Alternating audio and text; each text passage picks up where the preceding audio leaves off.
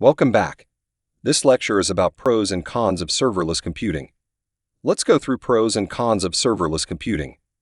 I think you already know the advantages by now, as we have already sort of indirectly talked about them. Nonetheless, just go over the advantages of serverless computing for completeness. The first is about cost. In general, serverless computing is a cost-effective solution for many application types, particularly web applications with an unpredictable number of requests. In the traditional cloud, you end up paying for the entire server resource, in which you may be paying for the unused or idle resources. But in serverless computing, you don't pay for idle resources. Next is scalability. Scalability is one of the main advantages of serverless computing. In serverless computing, engineers would only have to give a little thought to scalability.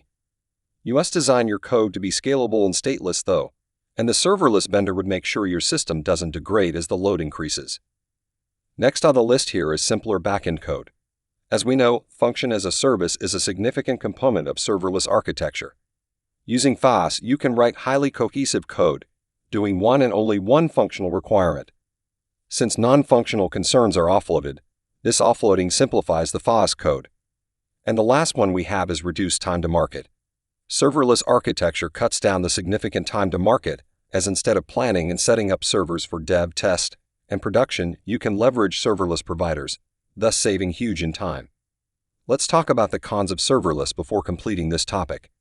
Since to run FaaS optimally, the server must be running. However, if the server or container is not processing, the provider shuts down the server or container to save energy and computing resources. That being the case, when the subsequent request comes, the container needs to be started fresh. This startup adds latency. The latency might be an issue if the load has lots of lags.